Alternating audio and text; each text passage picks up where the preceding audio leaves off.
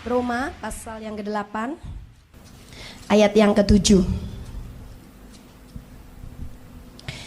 Keinginan daging adalah perseteruan terhadap Allah karena ia tidak takluk kepada hukum Allah. Hal ini memang tidak mungkin baginya. Saudara, sejak kita mendengar Injil dan kemudian kita mempercayai Injil, kita percaya bahwa Yesus mati di kayu salib untuk menebus dosa kita, mengampuni kita, menanggung semua kutuk-kutuk kita, dan darahnya tercurah untuk menghapus semua catatan dosa kita. Kemudian kita membuka pintu hati kita, kita mengundang Tuhan Yesus masuk di hati kita, kita mengalami kelahiran baru. Sejak saat itu roh kita adalah roh ciptaan baru. Dan sejak itu juga kita ini adalah manusia ciptaan baru di dalam Yesus. Yang lama sudah berlalu, sekarang yang baru terbit. Sebagai manusia roh, kita sekarang harus hidup di dalam roh. Sebagai manusia roh, kita harus hidup dipimpin oleh roh, tidak lagi dipimpin oleh daging. Sebab perkara-perkara daging itu adalah perseteruan terhadap Allah. Perkara-perkara daging itu bertolak belakang dengan Allah. Tentu saja perkara daging ini tunduk di bawah hukum daging. Dan semua hukum daging itu berlawanan dengan hukum Allah. Semua perkara dari daging, hukum daging itu berlawanan dengan hukum roh. Itu yang membuat kalau orang Kristen, sekalipun dia sudah dilahirkan baru, bahkan dia sudah dipenuhi kuasa Roh Kudus, namun dia tidak takluk kepada hukum Allah, itu yang membuat dia hidupnya tidak mengalami kemenangan. Orang Kristen yang masih hidup di dalam daging, dia masih di bawah kutuk kuasa hukum daging. Sehingga walaupun Allah memberikan janji anugerah yang luar biasa, janji kelepasan, janji damai sejahtera, janji kuasa, janji berkat rohani, materi maupun jasmani, janji kesembuhan, dia sukar sekali untuk mengalaminya. Walaupun pikirannya berkata, iyalah saya percaya firman Allah bilang seperti itu. Tapi pada kenyataannya, ketika dia mau mengalami hal semuanya itu, dia tidak pernah mengalaminya. Mengapa? Sebab dia masih tunduk kepada keinginan daging atau hukum daging. Dia tidak takluk kepada hukum Allah. Sekarang apa sih yang dinamakan hukum Allah itu? Ternyata hukum Allah itu adalah hukum iman. Iman yang hanya percaya kepada perkara-perkara rohani, percaya kepada firman Allah. Nah, keinginan daging tidak dapat tunduk kepada hukum Allah. Keinginan daging tidak bisa tunduk terhadap hukum iman. Kadang-kadang kita mengerti firman Allah hanya sekedar sampai kepada pengertian secara pikiran. Namun firman Allah itu tidak pernah menjadi rema di dalam hati kita. Akibatnya janji firman Allah itu tidak terjadi dalam hidup kita. Karena kita masih dikuasai oleh hukum daging. Hukum ketidakpercayaan, kebimbangan, keraguan-raguan, putus asa, kekecewaan, amarah, hilang pengharapan, itu semuanya adalah kuasa-kuasa yang ada di dalam hukum daging. Tapi kuasa yang ada di dalam hukum Allah hanya iman, hanya percaya. Setiap firman Allah kita hanya berkata ya dan amin. Tidak ada lagi perbantahan dalam pikiran kita, tidak ada lagi keraguan-raguan dan kebimbangan di dalam hati kita. Sambil contoh dalam Markus pasal 11 ayat 24, kita lihat. Markus pasal 11 ayat 24. Kita akan membaca dari mulai ayat 20 sampai dengan ayat yang ke-24. Pagi-pagi ketika Yesus dan murid-muridnya lewat, mereka melihat pohon ara tadi sudah kering sampai ke akar-akarnya. Maka teringatlah Petrus akan apa yang telah terjadi. Lalu ia berkata kepada Yesus, Rabi, lihatlah, pohon ara yang kau kutuk itu sudah kering. Yesus menjawab mereka, percayalah kepada Allah. Aku berkata kepadamu, sesungguhnya barang siapa berkata kepada gunung ini, beranjaklah dan tercampaklah dalam laut, asal tidak bimbang hatinya, tetapi percaya bahwa apa yang dikatakannya itu akan terjadi, maka hal itu akan terjadi baginya. Karena itu aku berkata kepadamu, apa saja yang kamu minta dan doakan, percayalah bahwa kamu telah menerimanya, maka hal itu akan diberikan kepadamu. Dan jika kamu berdiri untuk berdoa, ampunilah dahulu sekiranya ada barang sesuatu dalam hatimu terhadap seseorang, supaya juga Bapamu yang di surga mengampuni kesalahan-kesalahanmu. Dalam Markus pasal 11 ayat 20 sampai dengan 24 ini, Tuhan Yesus sedang mengajarkan dan menerapkan hukum iman. Dan iman itu ternyata begitu gampang merubah sesuatu, melakukan sesuatu, bahkan melakukan hal-hal yang di luar kemampuan daya pikir manusia, di luar kehebatan seorang manusia. Bayangkan saja, Yesus hanya sekali berkata kepada sebuah pohon, terkutuklah dan engkau menjadi kering sampai seakar-akarnya. Tidak akan pernah bisa menghasilkan buah. Apa yang terjadi? Ternyata besok pagi-paginya pohon yang dikutuk oleh Yesus langsung kering sampai ke akar-akarnya.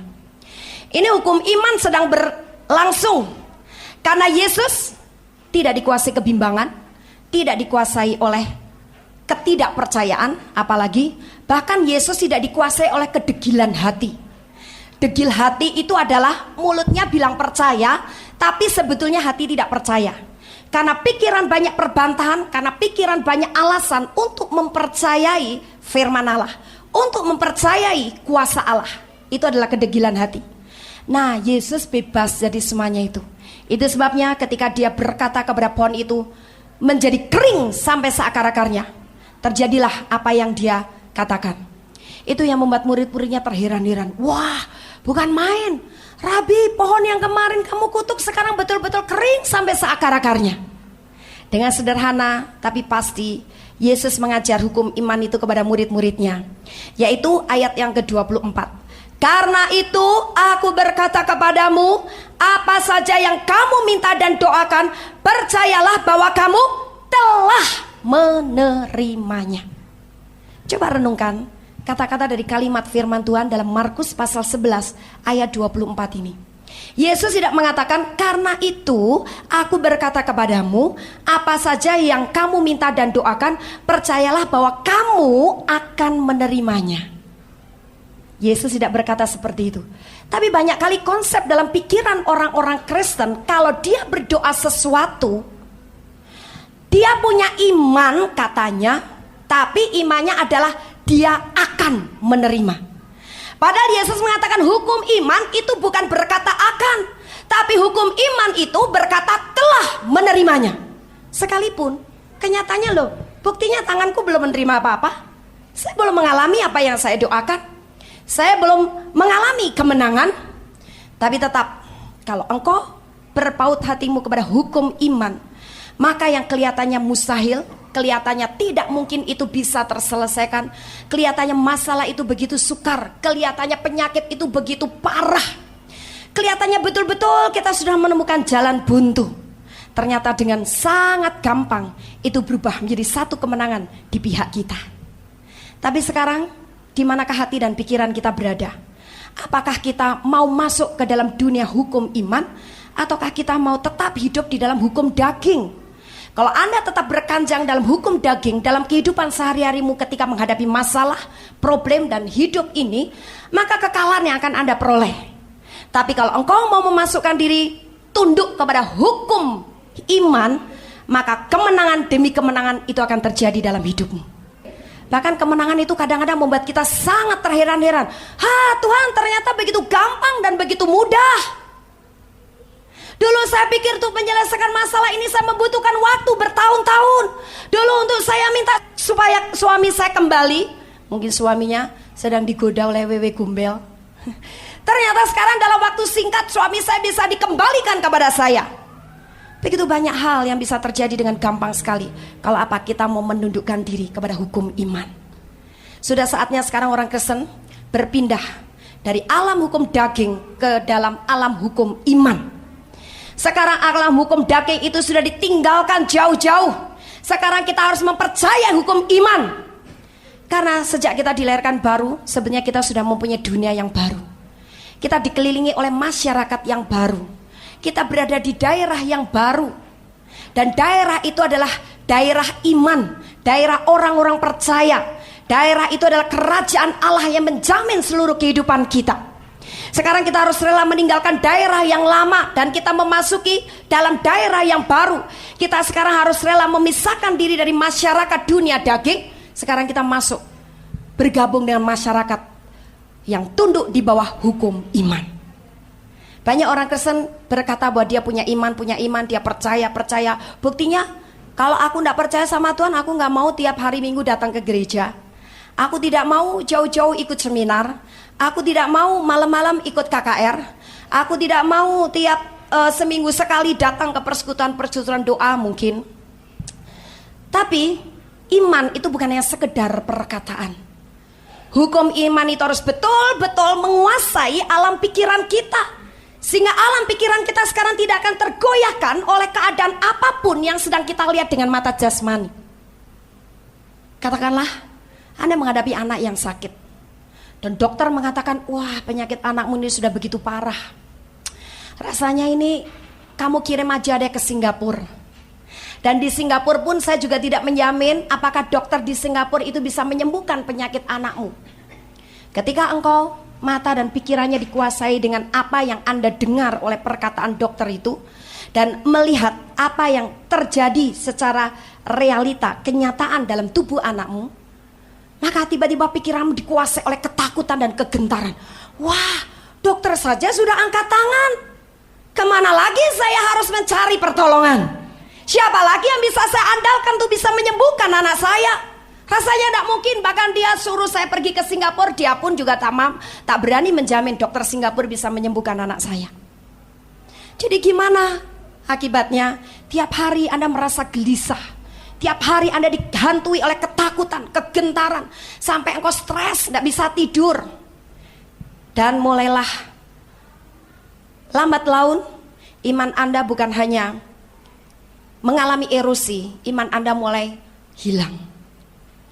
Karena ditunggu dari hari ke hari, ternyata anak itu tak mengalami perubahan.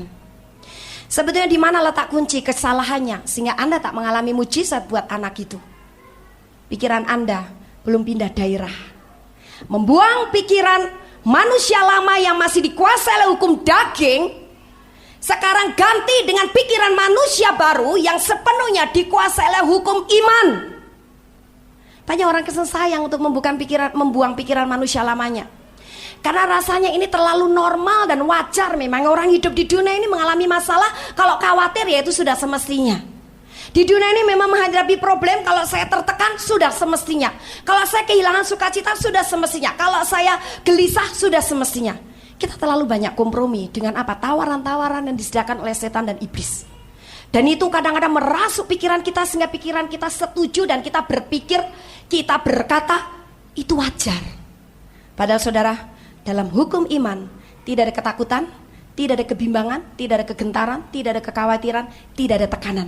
Yang ada adalah kemerdekaan karena kita punya hak untuk menerima anugerah Allah yang luar biasa. Sehingga pikirannya sekarang tidak lagi dikuasai oleh hukum daging yang serba mustahil, serba susah, serba payah, serba terbatas. Tapi pikirannya sekarang dikuasai oleh hukum iman, hukum roh yang berlaku di situ. Ternyata dalam alam roh tidak ada batasnya. Ternyata di dalam alam roh ada kemerdekaan.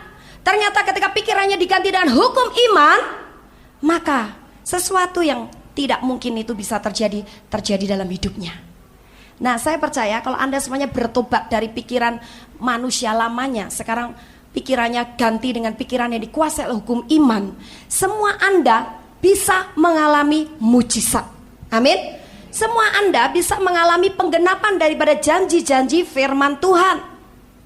Dan itu gampang sekali asal engkau rela saja dipreteli dari pikiran-pikiran yang tidak cocok dengan firman Allah. Jangan firman itu dibantah terus-menerus. Kalau Anda diajar firman oleh orang lain juga dibantah terus karena pikiranmu juga berbantah-bantah. Tapi kan kenyataannya aku menghadapi begini, tapi kenyataannya aku tidak bisa, tapi kenyataannya aku masih sakit, tapi kenyataannya suamiku tidak dapat kerjaan, tapi kenyataannya aku tidak punya duit. Orang hidup di bawah hukum iman itu tidak pernah bergantung kepada keadaan. Dan orang hidup dalam hukum iman, dia mengalami kemerdekaan yang luar biasa. Sehingga dia bebas daripada stres, frustrasi, putus asa, kebimbangan, ketakutan, kekhawatiran. Dan orang yang paling bahagia itu adalah orang yang bebas daripada perkara-perkara seperti ini. Tidak ada orang yang lebih menderita daripada orang-orang yang dikuasai oleh kekhawatiran, ketakutan, kebimbangan, frustrasi, stres, tertekan, marah. Itu orang yang paling menderita. Mengapa bisa diserang oleh hal seperti itu? Perasaan gagal, perasaan tidak mampu lagi, perasaan ditinggalkan, perasaan tidak berdaya. Karena kita beralih dari hukum iman, turun levelnya, masuk kepada hukum daging lagi. Kita dikuasai lagi oleh hukum daging, akibatnya sepertinya semua jadi gagal total. Semuanya jadi pudar. Bahkan kita tidak tahu lagi hidup kita itu mau menjadi apa. Kita tidak tahu lagi sekarang ke depannya itu akan terjadi apa, sampai kita juga kehilangan visi. Mengapa? Karena kita meninggalkan hukum iman. Hukum iman itulah hukum yang memerdekakan Anda dan saya. Dan dalam hukum iman hanya berlaku satu hal, telah, bukan akan, tapi telah. Coba sekarang kita melihat di dalam Roma pasal yang 10 ayat 17. Roma pasal yang ke-10 ayat 17. Kita baca sama-sama. 2, 3. Jadi iman timbul dari pendengaran, dan pendengaran oleh firman Allah. Sekarang, atau firman Kristus. Sekarang bagaimana sih bisa sungguh-sungguh pikiran kita dan hidup kita tunduk takluk kepada hukum iman? Firman lagi mengatakan bahwa iman di dalam kita itu akan menjadi kokoh, kuat, dan bertumbuh kalau kita banyak dengar dan makan firman. Tapi orang senang gemar mendengarkan apa kata orang, apa kata dunia, apa kata setan-setan. Walaupun kelihatannya dia masuknya sangat lembut, sangat apa itu namanya? Ya, sangat bijaksana sekali menggoda dalam pikiranmu. Tapi kalau itu tidak cocok dengan apa yang dikatakan oleh firman Allah, cepat-cepat engkau harus ambil tindakan dan keputusan. Keluar dari otakku dalam nama Yesus. Firman Allah tidak berkata seperti itu, tapi firman Allah berkata seperti ini kepada saya. Itu sebabnya bagaimana supaya kita bisa dengan gampang menghalau semua tipuan-tipuan setan, tipuan omongan-omongan orang, omongan dunia. Kita harus penuh dengan firman. Jangan pernah Anda mengalami kejenuhan di dalam makan firman. Kalau dalam perkara makanan untuk daging kita, suatu saat kita bisa mengalami kejenuhan. Mengapa? Sebab itu adalah perkara daging. Jadi di sini perkara daging itu tidak kekal. Suatu saat dia akan punah, hancur. Suatu saat dia akan hilang. Itu biasa. Terhadap hal tertentu suatu saat kita akan bisa mengalami bosan dan jenuh. Tapi jangan biarkan kalau Anda mulai dirongrong oleh kejenuhan terhadap makanan yang satu ini. Yaitu makanan apa? Firman Allah. Anda boleh bosan dengan makanan ini, makanan itu, karena itu hanya perkara daging. Itu tidak terlalu penting. Sebab manusia bukan hanya hidup dari roti saja, tapi dari setiap firman yang keluar dari mulut Allah. Tapi jangan pernah engkau menyetujui kalau hatimu, pikiranmu mulai enggan untuk makan firman, enggan untuk dengar firman, enggan untuk merenungkan firman, enggan untuk dengar khotbah. Jangan biarkan itu sementara pikiranmu diseret untuk menerawang kepada hal lain, kepada masalah Anda, kepada masa lalu Anda, kepada orang lain, kepada hal-hal yang lain. Jangan biarkan itu menguasai alam pikiran Anda. Kalau Anda mulai mengalami kejenuhan baca firman, merenungkan firman, makan firman, hati-hati, itu satu alarm engkau sedang mengalami kemunduran rohani. Kalau engkau dahulu mulai getol sekali makan firman, sampai firman itu menjadi makanan pokok, sehari kalau belum makan firman rasanya merasa ada sesuatu yang kurang, hidup ini rasanya belum lengkap. Tapi sekarang tidak baca firman sebulan saja, tenang-tenang saja. Belum setahun, nanti ajalah, besok ajalah, hari ini aku sibuk, besok ajalah hari ini, besok sampai akhirnya 1 bulan. Anda tetap tenang-tenang saja. Hati-hati, engkau sedang mengalami kemunduran rohani. Engkau sedang mencapai titik jenuh untuk firman Allah. Dan itu kesempatan bagi iblis dan setan untuk mulai menggoyahkan iman Anda. Tidak heran kalau kondisi Anda mulai merosot, urapan mulai turun, sakit penyakit mulai melanda tubuhmu, kekhawatiran, ketakutan, kebimbangan, bahkan kau mulai kehilangan visi. Engkau mulai kehilangan tujuan hidup. Bahkan engkau mungkin suatu saat menjadi kehilangan, siapa sih sebetulnya saya ini? Karena engkau tidak segairah dahulu dengan Tuhan. Engkau mulai tidak suka lagi dengan firman Allah. Rasanya baca firman sudah bosan, paling dari Kejadian sampai Wahyu itu sajalah. Nanti sudah itu baca Matius, Markus, Lukas, itu cerita Yesus lahir sampai Yesus kemudian punya murid melakukan mujizat. Sudah itu Yesus mati di kayu salib. Itu saja. Sudah terlalu banyak ayat emas firman Tuhan yang ada dalam otak saya. Sekalipun Anda hafal dari kitab Kejadian sampai dengan Wahyu, sampai mungkin Anda menjadi Alkitab berjalan.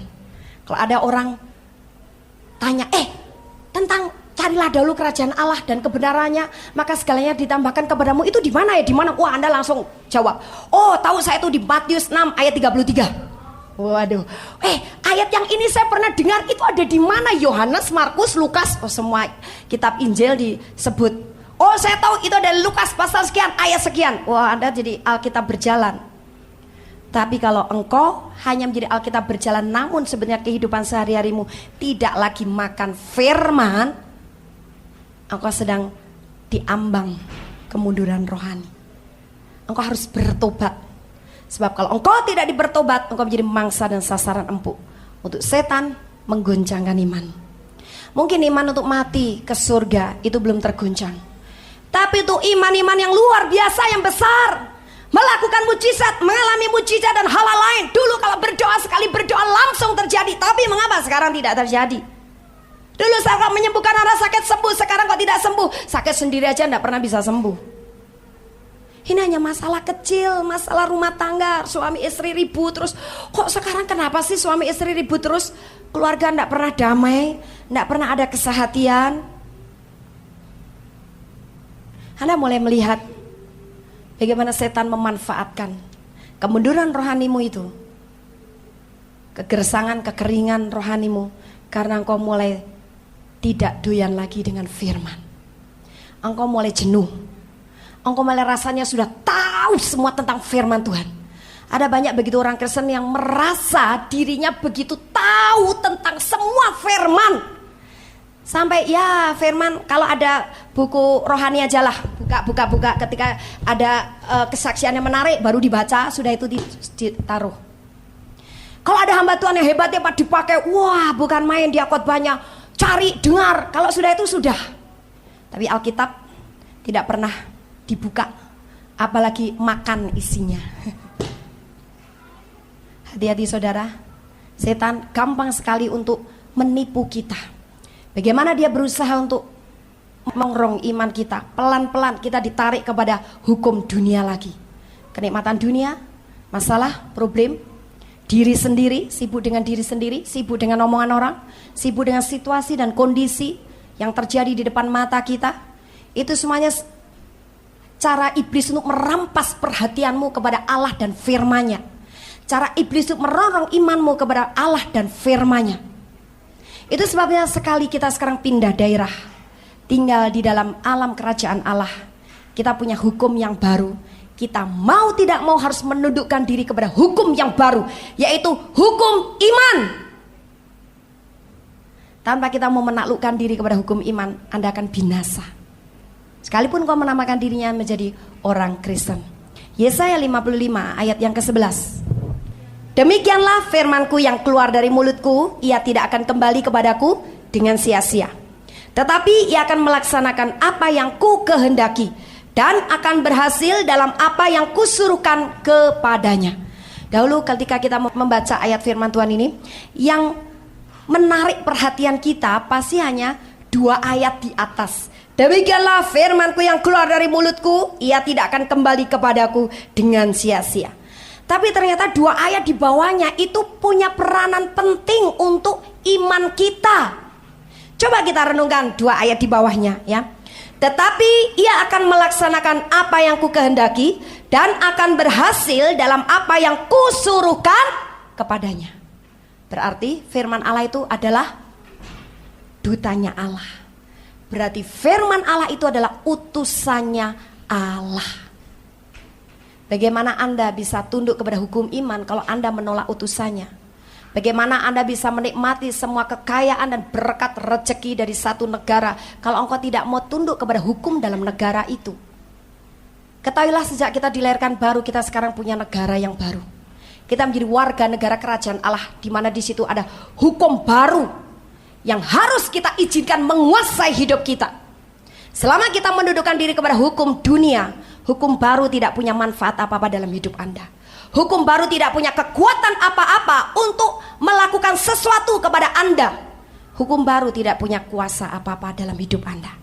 Akibatnya, kita sekarang terkena kutuk atau pengaruh atau akibat daripada hukum dunia.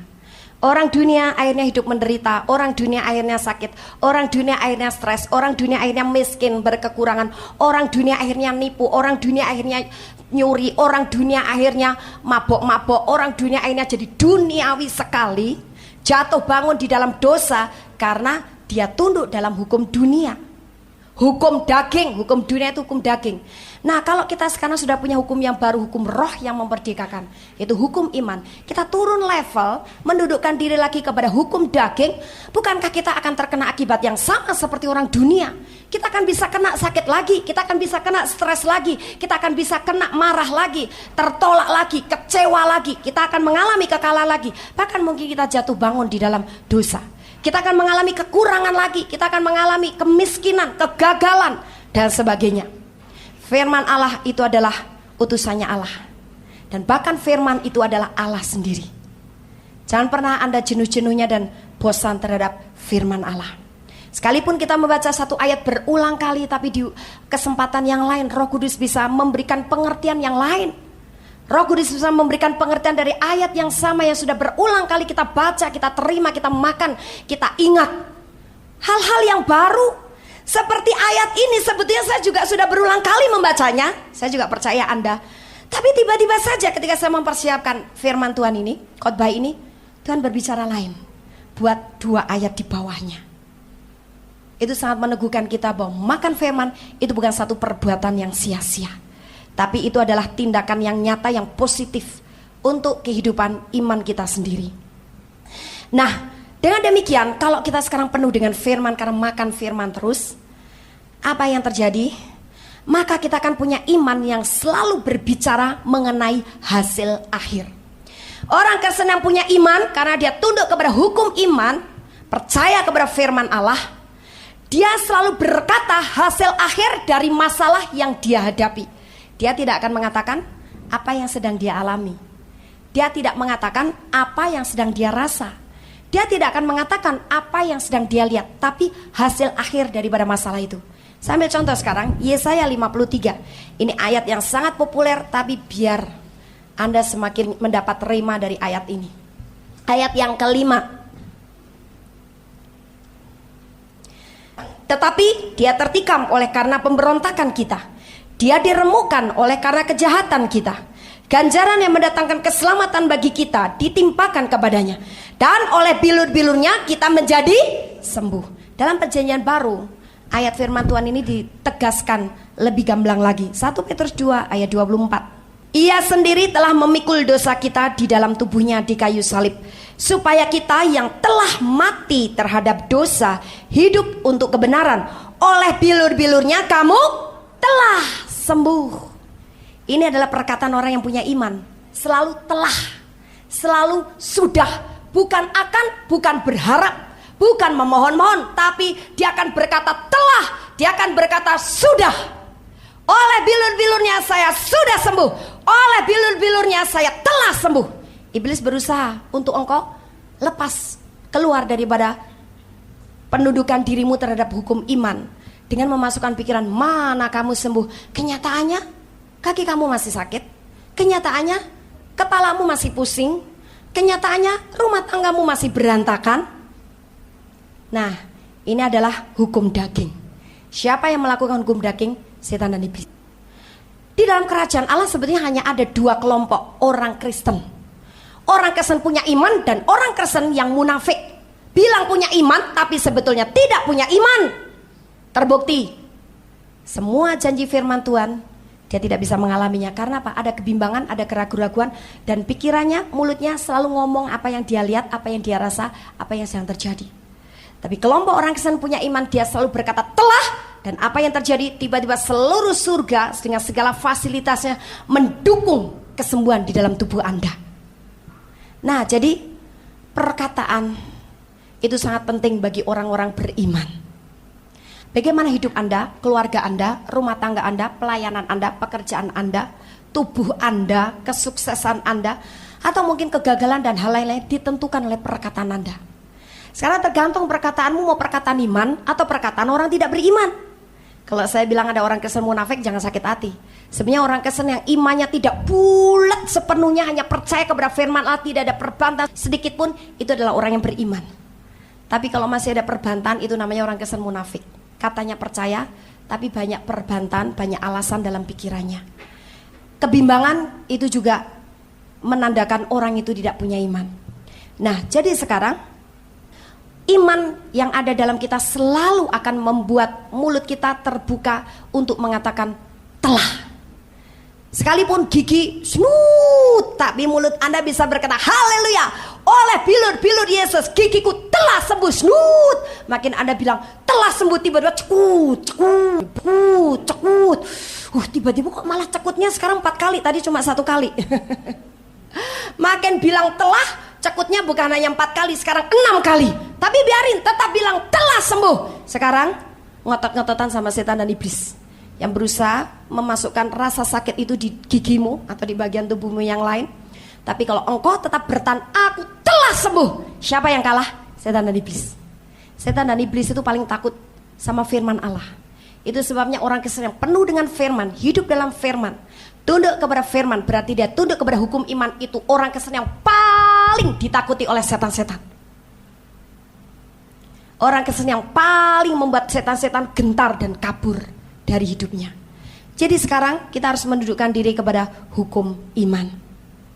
Jangan pernah kita mengucapkan apa yang sedang terjadi atau terlihat, tapi ucapkan hasil akhir yang kita inginkan terjadi. Orang yang sibuk dengan diri sendiri itu capek, lelah, gampang frustrasi dan gampang putus asa karena kita dibuat oleh setan terus-menerus dalam lingkaran-lingkarannya. Tapi orang yang mulai punya perhatian buat orang lain karena sekarang penuh urapan Roh Kudus, penuh dengan firman, sekarang dia bebas daripada lingkaran-lingkaran setan itu. Wah, adalah satu kebanggaan yang luar biasa. Kalau kita ngomong beberapa menit, tiba-tiba orang itu bertobat kepada Tuhan Yesus. Kalau kita tumpang tangan atas orang sakit dan kita hanya berkata sepatah kalimat, jadilah sembuh, engkau telah sembuh, dan orang sakit itu sembuh. Oh, itu satu sukacita yang tidak bisa kita dapatkan dari manapun. Jadi sekarang kita mendudukkan diri kepada hukum roh, berarti kita tinggal di alam roh. Di situ kita bisa punya keleluasaan, kuasa, dan punya kekuatan yang luar biasa untuk melakukan apa saja. Segala sesuatu bisa kita lakukan dan gampang sekali. Roma 3 ayat 26 sampai dengan 28. Maksudnya ialah untuk menunjukkan keadilannya pada masa ini, supaya nyata bahwa ia benar dan juga membenarkan orang yang percaya kepada Yesus. Jika demikian, apakah dasarnya untuk bermegah? Tidak ada. Berdasarkan apa? Berdasarkan perbuatan? Tidak. Melainkan berdasarkan iman. Karena kami yakin bahwa manusia dibenarkan karena iman dan bukan karena ia melakukan hukum Taurat. Saudara, firman Allah ini jelas mengatakan bahwa manusia, ini manusia di dalam Kristus, itu dibenarkan karena imannya. Pertama, kita dibenarkan karena iman kita, Yesus menebus hidup kita sehingga kita menjadi orang benar. Yang kedua, kita menjadi orang benar kalau kita hidup karena iman itu kepada Dia. Jadi sekarang, kalau kita dibenarkan oleh iman kita kepada Yesus, jangan pernah lagi kita memperhambakan diri kepada hukum daging. Jangan pernah lagi kita memperhambakan diri kepada hukum Taurat yang membinasakan.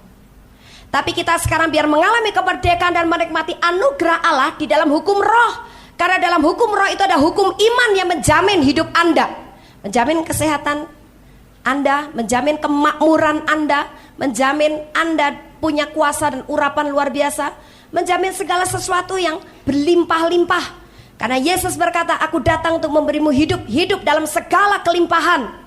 Jadi jangan mau lagi memperhambakan diri kepada hukum daging yang membinasakan dan merugikan kita. Habakuk 2 ayat 4.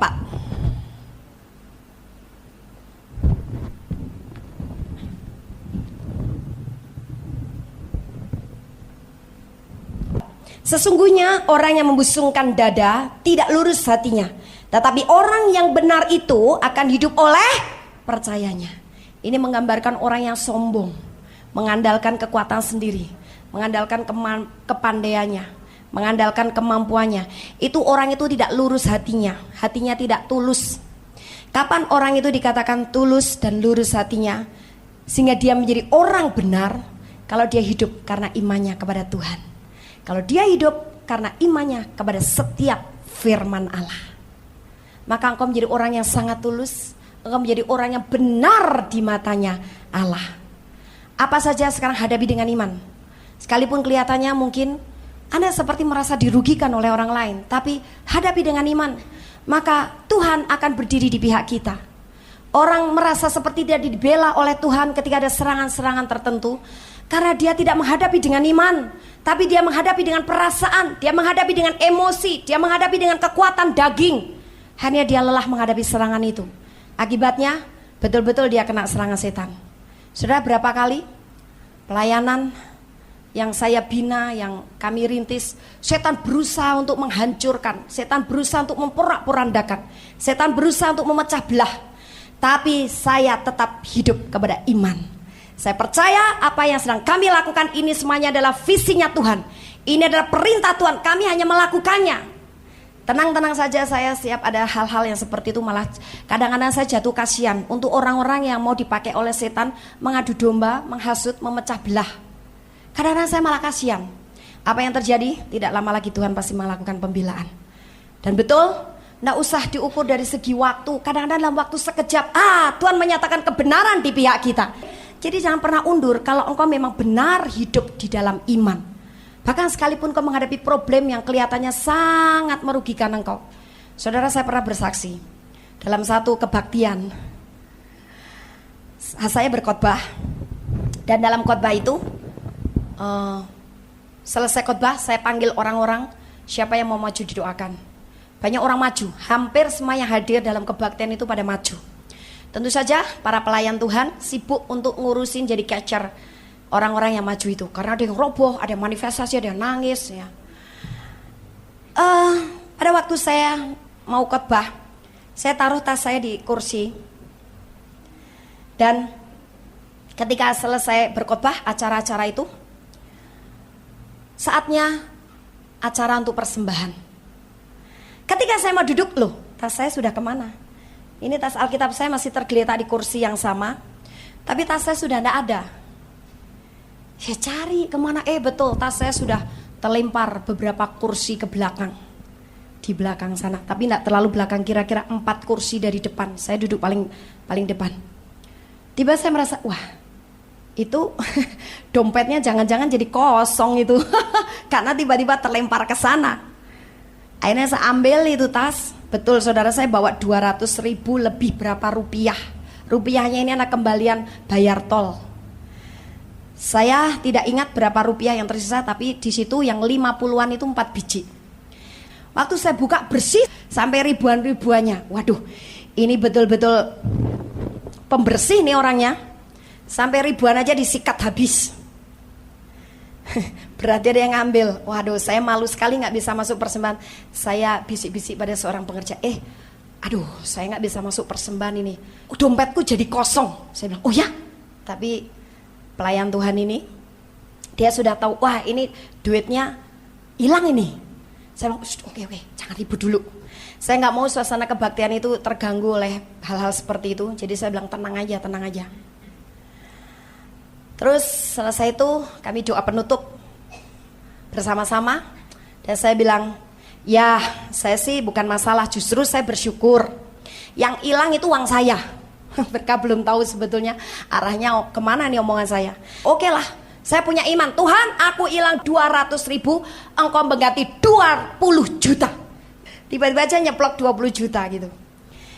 Terus saya bilang, makanya sekarang kita perlu berjaga-jaga aja lah. Kita tidak boleh mencurigai siapapun, karena kalau sudah di tempat umum seperti ini, siapa yang mau disalahkan?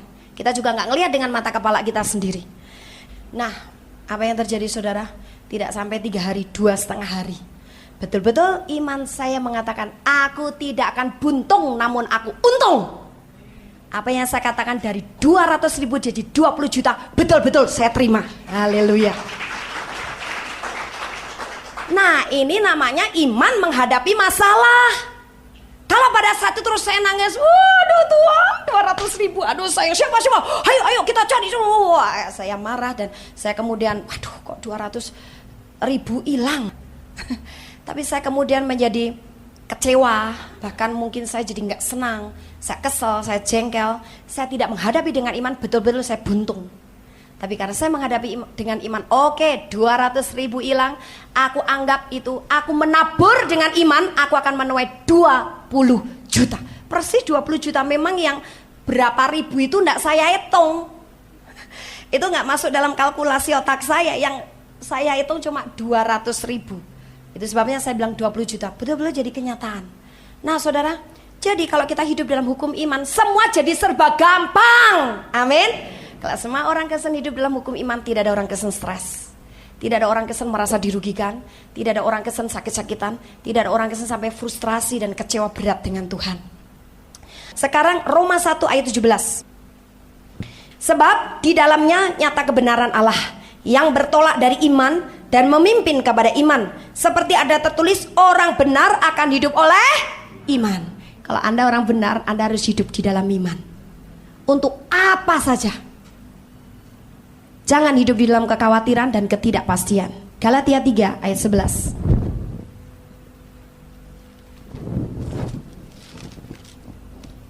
Dan bahwa tidak ada orang yang dibenarkan di hadapan Allah karena melakukan hukum Taurat adalah jelas. Karena orang yang benar akan hidup oleh iman. Jadi beberapa ayat menegaskan dan mengajar kita, sebagai orang benar kita harus hidup hanya di dalam iman saja. Selain iman, cepat tendang dia keluar. Sebelum betul-betul engkau kecurian iman itu sendiri, kita harus segera halo roh itu. Jadi sekarang kesimpulannya adalah, sebagai orang Kristen kita harus menjadikan iman itu adalah cara hidup kita atau pola hidup kita. Sekarang tinggalkan lagi sistem daging dan kita hidup di dalam hukum iman. Kita harus masuk kepada dunia yang penuh dengan anugerah. Kita sekarang masuk dalam alam yang penuh dengan kemuliaan Allah. Di situ adalah daerah terang, di mana terang, semua berkat sudah tersedia, kita tinggal mengambil dan menerimanya. Jangan pernah lagi kita dikuasai pikiran ini dengan kegelapan, karena kita menundukkan diri kepada hukum daging atau hukum dunia. Dulu kita adalah orang-orang kegelapan, dan kita sekarang kemudian bertobat kepada Tuhan Yesus. Kita ditebus oleh darah Yesus, kita dibenarkan oleh karena Yesus. Kita menjadi imamat-imamat yang rajani. Kita dibawa keluar dari kegelapan kepada terangnya yang ajaib. Sekarang harus tetap tinggal di dalam terangnya yang ajaib. Jangan biarkan kegelapan dari dunia itu mengusik imanmu. Sedikit aja, jangan biarkan. Segala sesuatu yang tidak berdasarkan atau tidak cocok dengan firman, itu bisa merongrong iman kita. Nah, tapi iman itu akan membuahkan sesuatu yang kita harapkan kalau kita bertindak. Kalau kita tidak bertindak, kita tidak melangkah berdasarkan iman itu kepada firman Allah, maka kita tidak akan mendapatkan apa-apa. Yakobus bilang, kita lihat Yakobus pasal 2 ayat yang ke-14 sampai dengan ayat yang ke-17. Apakah gunanya, saudara-saudaraku, jika seorang mengatakan bahwa ia mempunyai iman, padahal ia tidak mempunyai perbuatan? Dapatkah iman itu menyelamatkan dia? Jika seorang saudara atau saudari tidak mempunyai pakaian dan kekurangan makanan sehari-hari, dan seorang dari antara kamu berkata, selamat jalan, kenakanlah kain panas, dan makanlah sampai kenyang, tetapi ia tidak memberikan kepadanya apa yang perlu bagi tubuhnya, apakah gunanya itu? Demikian juga halnya dengan iman. Jika iman itu tidak disertai perbuatan, maka iman itu pada hakikatnya adalah mati. Jadi kalau Anda bilang aku adalah orang benar, itu sebabnya aku hidup dalam iman, engkau harus bertindak sesuai dengan imanmu. Iman tidak hanya diucapkan melalui mulut, tapi sebenarnya tindakan-tindakan kita bukan mencerminkan orang yang beriman. Ada banyak orang Kristen pengen berbahasa roh, dan ketika orang itu datang kepada saya akan terangkan janji firman Tuhan. Dan biasa untuk hal seperti itu saya akan berikan Lukas pasal yang ke-11 ayat 9 sampai 13. Betapa gampangnya untuk kita menerima Roh Kudus dan karunia-karunianya, termasuk karunia berbahasa roh. Engkau minta, engkau dapat.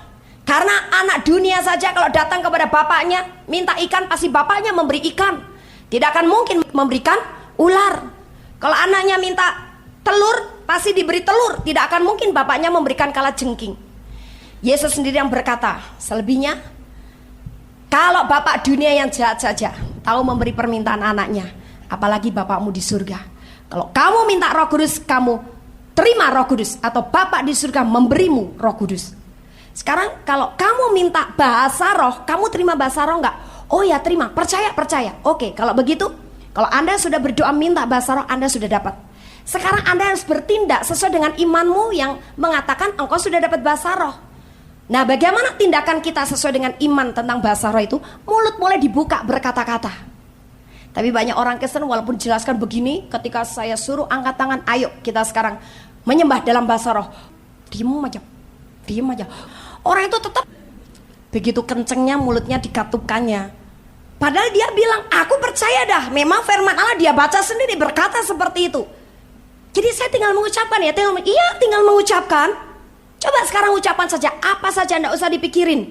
Mungkin nanti Roh Kudus memberikan inspirasi kata-kata dalam pikiranmu yang engkau tak tahu artinya, atau dorongan-dorongan dalam hatimu. Atau enggak ada seperti itu, enggak ada dorongan di hatimu, tapi mulut berkata apa saja. Paulus mengatakan setiap kata itu ada artinya. Walaupun sudah didorong-dorong begitu, saudara, ada aja yang tetap aja mulutnya itu dengan manisnya terkatup rapat, tidak mau membuka untuk mulai berbahasa roh. Padahal dia katanya punya iman. Nah, ini yang dinamakan imanmu itu tidak disertai tindakan. Engkau tak akan mengalami apa-apa. Jadi namanya iman itu jangan berdasarkan perasaan, jangan berdasarkan tanda-tanda. Tapi iman itu harus mulai melangkah. Kalau engkau punya iman, engkau mulai berani melangkah. Ada orang Kristen, dia percaya kalau dia kena urapan, kalau disertai dengan tanda-tanda, dan wah betul ini urapan Roh Kudus, karena tubuhku merinding semuanya. Wah kalau mulai giginya gemeretuk, mulutnya mulai goyal gitu, wah ini aku dapat bahasa roh. Tapi kalau tidak mendapatkan sesuatu, walaupun dia sudah minta, walaupun dia sudah didoakan, dia tidak merasakan sesuatu. Wah ini Tuhan belum mengurapi saya, wah ini saya belum dapat bahasa roh. Itu namanya tidak punya iman. Saya tidak akan berkata ada orang Kristen yang punya golongan iman setengah atau seperempat atau 3/4, tidak. Saya hanya kelompokkan orang Kristen yang punya iman dan orang Kristen yang tidak punya iman. Dan orang Kristen yang tidak punya iman itu adalah orang Kristen yang munafik. Untuk apa saja? Kenapa saya bilang munafik? Mulutnya kalau diterangkan bilang percaya, baca firman bilang percaya, kalau ditanya bilang percaya, tapi tindakannya tidak menunjukkan dia percaya kepada firman itu. Nah saudara, tentu Anda pernah juga menghadapi hal seperti itu. Itu sebabnya kita harus bertindak